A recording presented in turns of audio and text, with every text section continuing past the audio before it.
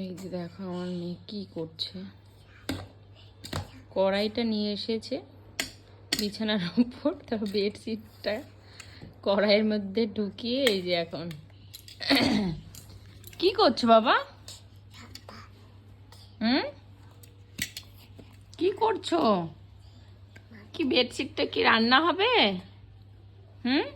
আর এইগুলো দেখো কলম দিয়ে দাগ দিয়ে দিয়ে কি করেছে পুরো গায়ে, এই যে পুরো ওই পায়েও আছে। গিনে বাবা কি করছো? এটা কি রান্না করবে তুমি? কড়াইটা নিয়ে চলে এসেছো বিছানাতে, রান্না করবে? হ্যাঁ, কি করবে বুঝে পাচ্ছে না, খেলার সাথী নেই ঘরে, একাই এই সবই করে। আর এখানে একটা পার্কও নেই যে পার্কে নিয়ে যাব, বাচ্চাদের পার্ক। এভাবেই বাচ্চাদের খুব অসুবিধে হয়ে যায়, কিছু করারও নেই। কি বাবা কি কি হয়েছে? দেখো আমার দিকে তাকাও, মা দেখো, কিনে দেখো বাবা, দেখো আমার দিকে, দেখো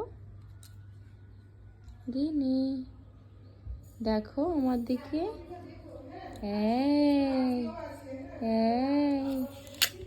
কি হলো?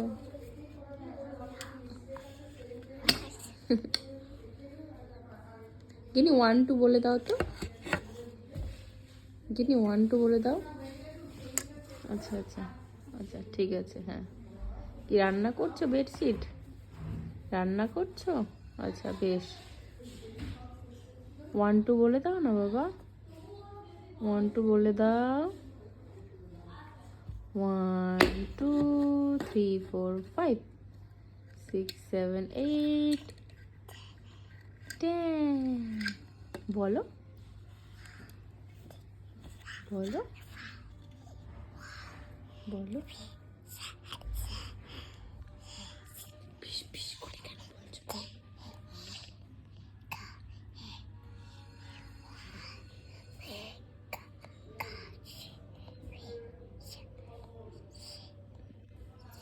কি বলছো?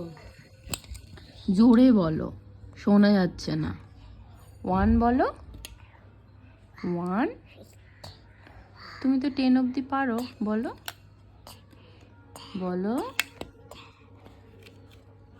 বলো। এখন ব্যস্ত, পড়াশোনা করা যাবে না, ব্যস্ত। ঠিক আছে গিনি, টাটা করে দাও তো বাবা, টাটা করে দাও। গিনি ফ্লাইং কিস দিয়ে দাও, একটা ফ্লাইং কিস, একটা ফ্লাইং কিস দিয়ে দাও। এখন কথাই শুনবে না। আচ্ছা ঠিক আছে।